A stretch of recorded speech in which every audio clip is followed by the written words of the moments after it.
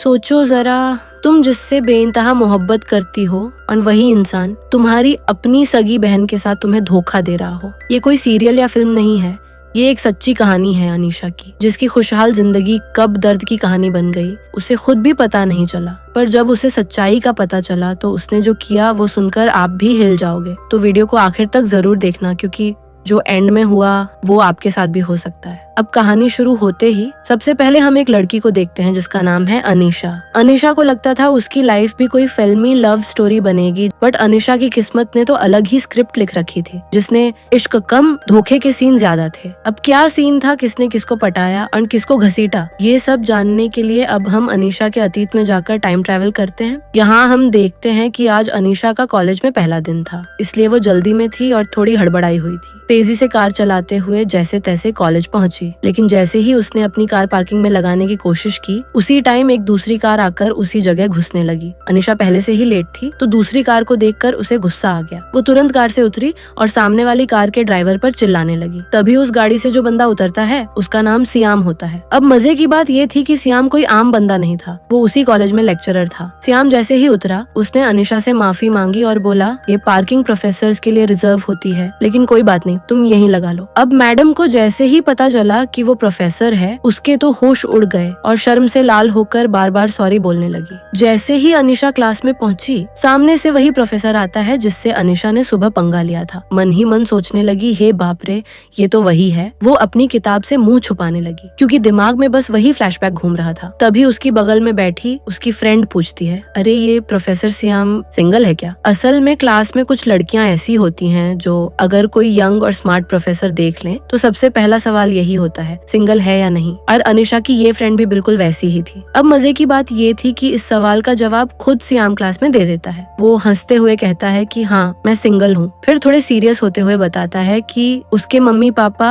अब इस दुनिया में नहीं है और अब वो सिर्फ अपनी बहन के साथ रहता है। साथ ही ये भी बताता है कि वो स्कॉलरशिप लेकर बाहर के देश से पढ़ाई करके आया है। अब जब सबने ये सुना तो क्लास के सारे स्टूडेंट्स उस पर बहुत इम्प्रेस हो गए, और सिर्फ बातों से ही नहीं, सियाम दिखने में भी काफी हैंडसम था। तो जैसे ही उसका इंट्रोडक्शन खत्म हुआ, क्लास की कई लड़कियां तो बस उसी को देखती रह गईं और उस पर फिदा हो गईं। फिर सियाम पढ़ाना शुरू करता है। क्लास खत्म होती है तो अनीशा उसके पास जाती है और फिर से माफी मांगती है, क्योंकि अब भी वो उस बात को लेकर थोड़ी परेशान थी। जब अनीशा अपना नाम बताती है तो सियाम बस मुस्कुराता है और बिना कुछ कहे वहाँ से चला जाता है। इसके बाद हम देखते हैं कि अब सियाम हर छोटी बड़ी बात में अनीशा की मदद करने लगा था। अगर अनीशा को क्लास में कोई टॉपिक समझ ना आए तो सियाम तब तक समझाता जब तक अनीशा कह ना दे, ओके सर, अब समझ आ गया। अगर अनीशा की किताब गिर जाए तो सबसे पहले वही झुककर उठाता और बिना कुछ बोले बस हल्की सी स्माइल कर देता है। बारिश शुरू हो जाए तो अपनी छतरी खुद भीगकर उसे थमा देता और अनीशा बस उसे देखती रह जाती। इन छोटी छोटी बातों में कब उनकी नजरें बातें करने लगी और कब दिल धड़कने लगा, किसी को पता ही नहीं चला।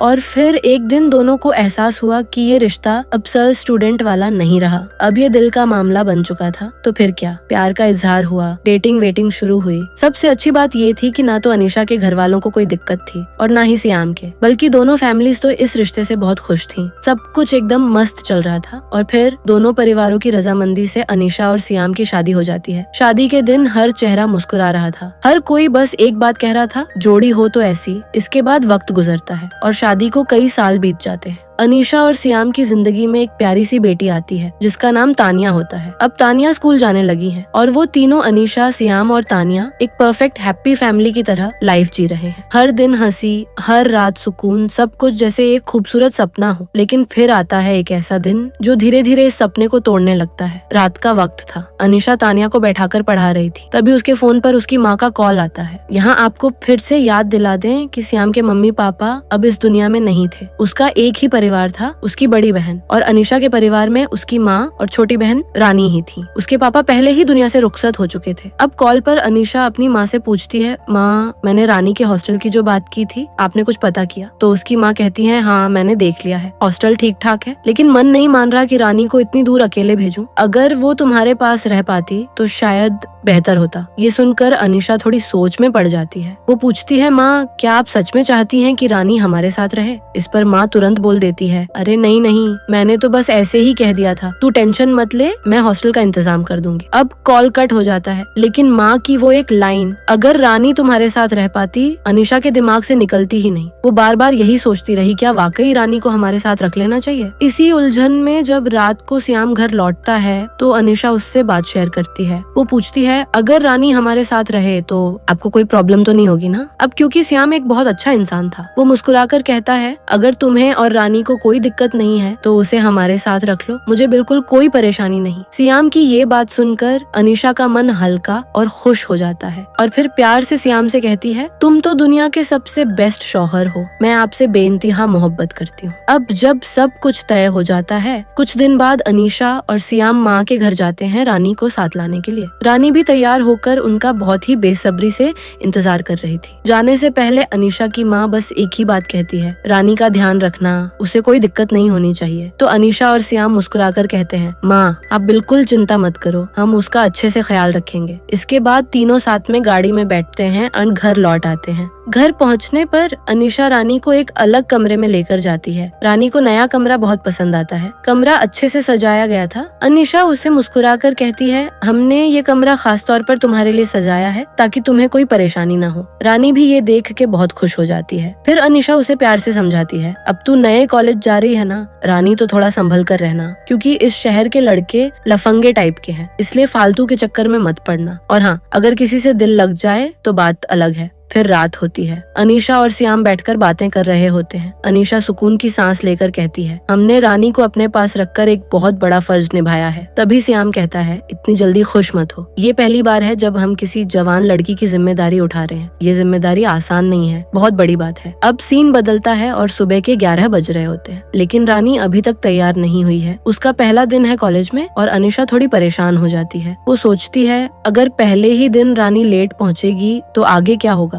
इसलिए वो रानी से कहती है, चलो बेटा जल्दी तैयार हो जाओ। कुछ देर बाद रानी तैयार होकर दरवाजे पर आती है, लेकिन अनीशा सीधे कहती है, तुम अपने जीजू के साथ कॉलेज चली जाना। रानी एकदम चौंक जाती है, क्या, पर क्यों? तब अनीशा कहती है, आज मैं बहुत लेट हो गई हूँ, मुझे तानिया को स्कूल छोड़ने जाना है और फिर अपनी बेकरी शॉप पर भी जाना है। यहाँ आपको बता दें, अनीशा को पहले से ही केक बनाना और नए नए फ्लेवर में एक्सपेरिमेंट करना बहुत पसंद था। शुरुआत में वो इसे बस एक शौक मानती थी, लेकिन एक दिन श्याम ने उसके बनाए कपकेक खाए और उसे कहा, तुम्हें अपनी बेकरी खोलनी चाहिए। बस फिर क्या था, श्याम की मोटिवेशन से अनीशा ने बेकरी खोल ली और आज उसकी बेकरी एकदम बिंदास चल रही है। और तभी हम देखते हैं रानी श्याम के साथ कॉलेज जाती है। कॉलेज पहुंचते ही श्याम उसे मुस्कुराकर ऑल द बेस्ट कहता है। रानी सिर हिलाकर जल्दी जल्दी क्लास की ओर बढ़ती है। तभी एक लड़के पर कैमरा जाता है जो रानी को घूर कर देख रहा था, यानी बुरी नजर से देख रहा था, लेकिन रानी इतनी जल्दी में थी कि उसने उस लड़के को देखा तक नहीं। अब सीन कट होता है और कैमरा सीधा बेकरी शॉप पर झूम होता है, जहाँ पर अनीशा तानिया को स्कूल छोड़ने के बाद सीधा अपनी बेकरी पर पहुँचती है।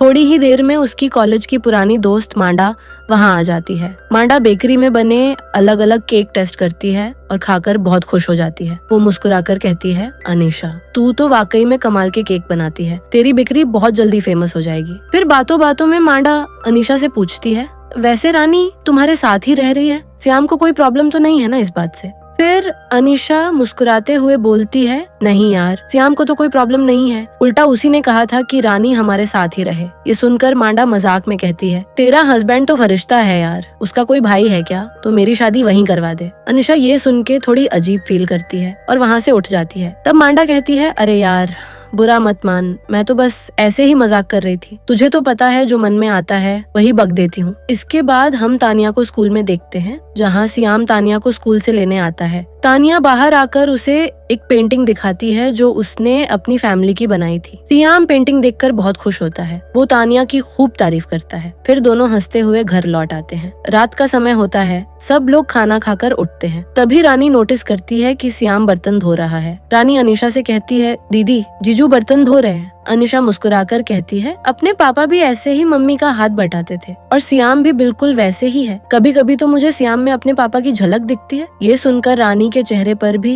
एक प्यारी सी मुस्कान आ जाती है। अब आधी रात का समय होता है और घर में सब सो चुके होते हैं। तभी सियाम को प्यास लगती है तो वो उठकर किचन में पानी पीने जाता है। सियाम पानी निकाल कर पीने लगता है कि तभी रानी भी पानी पीने के लिए बाहर आ जाती है बिना हिजाब पहने। जैसे ही दोनों की नजरें आपस में टकराती हैं, दोनों चौंक जाते हैं। रानी एकदम शर्म से घबरा जाती है और जल्दी से अपने कमरे में भाग जाती है। सियाम भी बिना कुछ बोले वापस अपने कमरे में आ जाता है। अनिशा की भी नींद खुल जाती है और पूछती है क्या हुआ, कहाँ गए थे। सियाम कहता है बस पानी पीने गया था, वहाँ रानी भी आ गई थी बिना हिजाब के। ये सुनकर अनीशा सीरियस हो जाती है और कहती है ठीक है, मैं उससे कह दूंगी कि जब भी कमरे से बाहर निकले हिजाब पहनकर ही निकले। इसके बाद वे सब सो जाते हैं। अगले दिन अनीसा रानी को कॉलेज छोड़ने जाती है। रास्ते में अनीशा रानी से कहती है रानी एक बात ध्यान रखना, बीती रात तुम हिजाब के बिना बाहर आ गई थी। सियाम ने कुछ कहा नहीं, लेकिन वो बात उसे खटकी जरूर थी। तो अब जब भी कमरे से बाहर आओ हिजाब पहन लिया करो। रानी कहती है ठीक है दीदी, आगे से ध्यान रखूंगी। अब कॉलेज का सीन आता है। रानी अपनी क्लास में बैठी होती है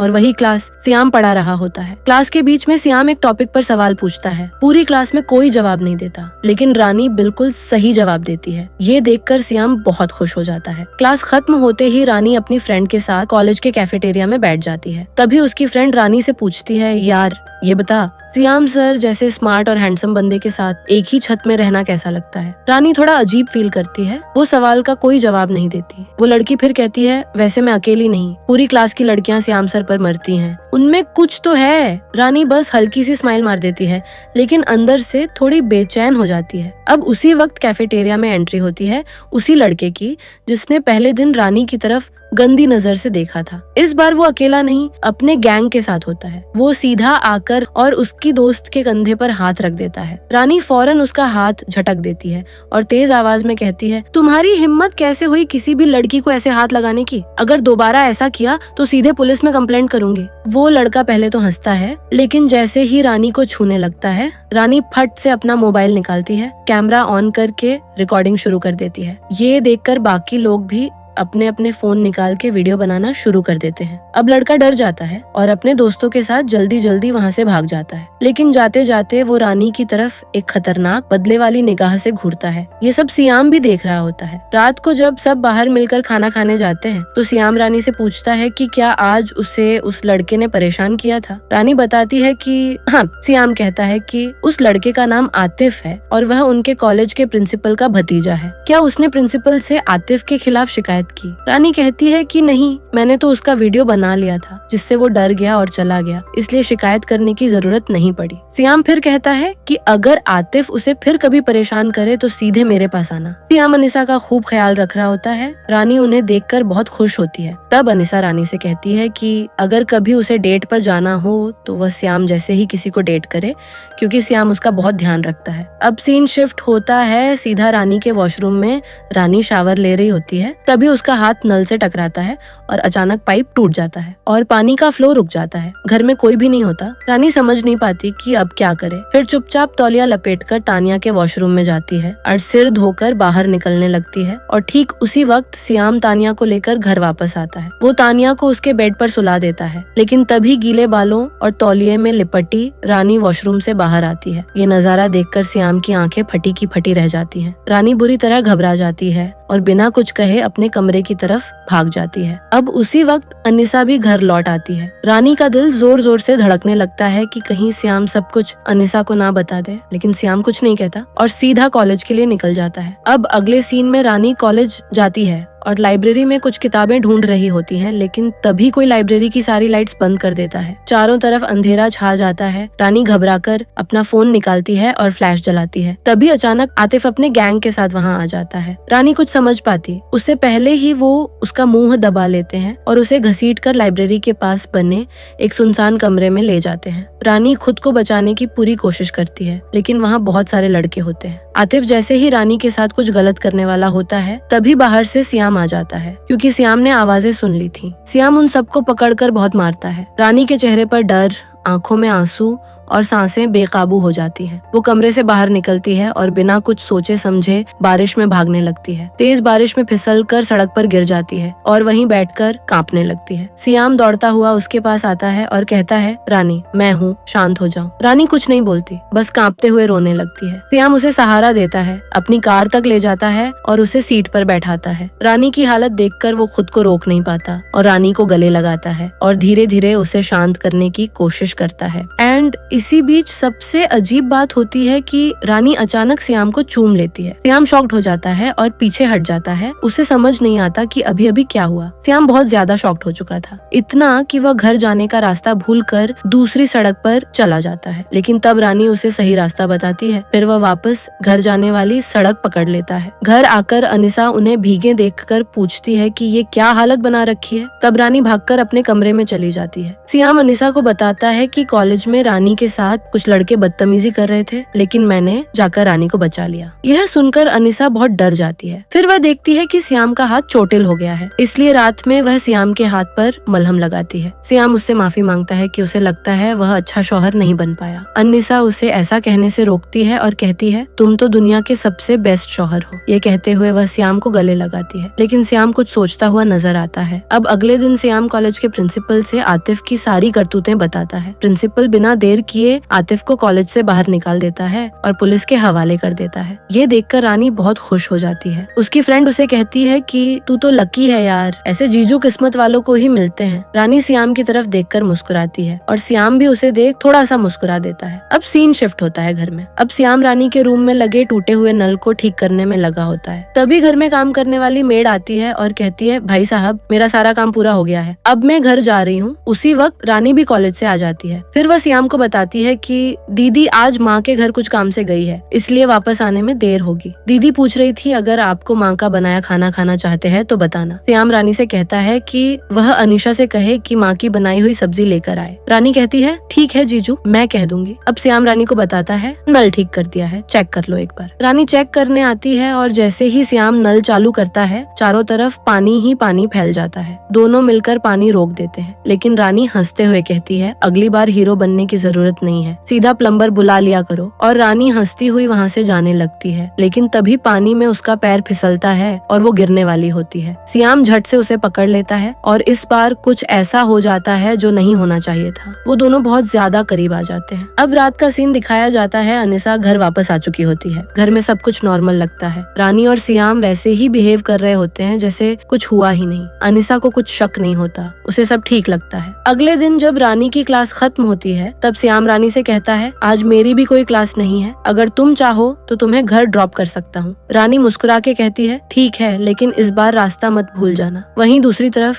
अनिशा अपनी बेकरी में होती है। तभी उसकी दोस्त मांडा आती है और साथ में अपनी एक आंटी लेकर आती है। आंटी अनिशा के बनाए हुए केक खाती हैं एंड उसे एक बिजनेस प्रपोजल देती है। आंटी कहती हैं कि वे किसी दूसरे शहर में एक शॉप खोल सकती है क्योंकि अनिशा के केक का स्वाद बहुत अच्छा है। अनिशा यह सुनकर बहुत खुश हो जाती है। फिर हम सियाम और रानी को देखते हैं। सियाम ड्राइव करते हुए घर जाने की बजाय एक 5 स्टार होटल के पास कार रोक लेता है। रानी पूछती है कि हम यहाँ क्यों आए हैं। रानी गाड़ी से बाहर झांकती है और कहती है, ओहो जीजू, आपका तो आज सीधे बैक बेंच से वीआईपी सीट पे जंप मारने का प्लान है। सियाम घबरा जाता है और कहता है, अगर तुम चाहो तो वापस चल सकते हैं, मैंने तो बस सोचा थोड़ा रिलैक्स कर लें। तभी रानी सियाम का हाथ पकड़ लेती है और कहती है, जब गर्मी हद से ज्यादा बढ़ गई हो तो एसी वाला कमरा ही सुकून देता है। फिर सियाम होटल के अंदर जाकर मास्क पहनकर एक कमरा बुक करता है। कमरे की चाबी लेकर वह रानी को देता है और कहता है कि वह पहले कमरे में जाए। कुछ देर बाद वह खुद कमरे में जाएगा ताकि किसी को शक न हो। तो रानी कमरे में चली जाती है। वहीं सियाम मास्क और सनग्लासेस पहनकर लिफ्ट में ऊपर जाने लगता है, लेकिन वह बहुत डर रहा था क्योंकि ये अनुभव उसके लिए बिल्कुल नया था, इसलिए वह बहुत पैनिक करता है। फिर वो किसी तरह कमरे के पास पहुंचता है। तभी रानी कहती है, कुंडी मत खड़काओ राजा, सीधा अंदर आ जाओ राजा। राजा जी सीधा अंदर एंट्री मारते हैं और अरे ये क्या, राजा रानी तो एसी वाले रूम में भी पसीने से तरबतर हो गए। सीन कट होता है और अब रात का सीन आता है। अनिशा तभी सियाम को आकर बताती है कि उसकी फ्रेंड मांडा की आंटी ने एक बिजनेस प्रपोजल दिया है, एक और बेकरी खोलने का मौका है और वो भी किसी दूसरे शहर में। ये सुनकर सियाम खुश हो जाता है। वो कहता है, बिल्कुल खोलो, जब टैलेंट इतना मीठा हो तो केक की दुकानें ज्यादा होनी चाहिए। लेकिन अनिशा एक बात लेकर थोड़ी परेशान होती है। अनिशा कहती है, रमजान का महीना चल रहा है और अगर मैं वहाँ गई तो इफ्तारी और सहरी का इंतजाम कौन करेगा। सियाम अनीशा के बाहर जाने की बात सुनकर बहुत खुश हो जाता है, क्योंकि इससे उसे अब रानी को बायोलॉजी पढ़ाने बाहर नहीं ले जाना पड़ेगा। अब अनीशा का बेडरूम ही हमारा बन जाएगा लैब, जहाँ हम बिना डिस्टर्ब के एक्सपेरिमेंट कर सकेंगे। सियाम अनीशा से कहता है कि बेकरी उसका सपना है, इसलिए इस अवसर को खोना बिल्कुल गलत होगा। एंड यहाँ तो तानिया, उनकी मेड और रानी भी हैं। वे सब मिलकर सब संभाल लेंगे, चिंता की कोई जरूरत नहीं। ये सुनकर अनीशा नया बिजनेस शुरू करने का फैसला कर लेती है। अनीशा की गैर मौजूदगी में घर में इतने खतरनाक एक्सपेरिमेंट होते थे कि दीवारों के कान भी बहरे हो जाते हैं। जब अनीशा घर आती है तो दोनों शरीफ बन जाते हैं। फिर एक दिन सियाम और रानी एक्सपेरिमेंट के बाद अनीशा के बेडरूम में आराम कर रहे थे। तभी रानी सियाम से उसका फोन मांगती है। सियाम फोन देता है और रानी उसमें अपना नंबर एक अजीब नाम से सेव कर देती है। सियाम एक पल के लिए चौंकता है, फिर दोनों इस नाम पर हंस हंस के लोटपोट हो जाते हैं। लेकिन तभी अचानक से अनीशा घर वापस आ जाती है। फिर वह रानी के कमरे में जाने लगती है, ये देखने के लिए कि रानी क्या कर रही है। लेकिन तभी उसकी बेटी का अलार्म बज उठता है। वह अलार्म बंद कर देती है ताकि उसकी बेटी की नींद ना टूटे। फिर वह अपने बेडरूम चली जाती है। वहाँ जाकर देखती है कि सियाम सो रहा है। अनीशा उसके गाल पर एक किस करती है। इसी बीच रानी बेड के नीचे से धीरे धीरे निकलकर अपने कमरे में चली जाती है। अनीशा को थोड़ा अजीब फील होता है, लेकिन ज्यादा ध्यान नहीं देती और चुपचाप सो जाती है। तो दोस्तों, ये थी अनीशा, सियाम और रानी की कहानी का पहला पार्ट। अगर आप जानना चाहते हैं कि आगे और क्या क्या कांड हुआ, तो वीडियो को लाइक और शेयर करना मत भूलिएगा। और हाँ, चैनल को सब्सक्राइब कर लो ताकि अगला पार्ट मिस ना हो। कमेंट में बताओ आपको अब तक की कहानी कैसी लगी। क्या आप सोचते हैं कि रानी सच में सियाम के लिए कोई खतरा बन जाएगी? मैं आपके कमेंट का बेसब्री से इंतजार करूंगी। तो फिर मिलते हैं सेकंड पार्ट में, जहां अनीशा की जिंदगी के नए ट्विस्ट एंड टर्न सामने आएंगे। तब तक के लिए बाय बाय।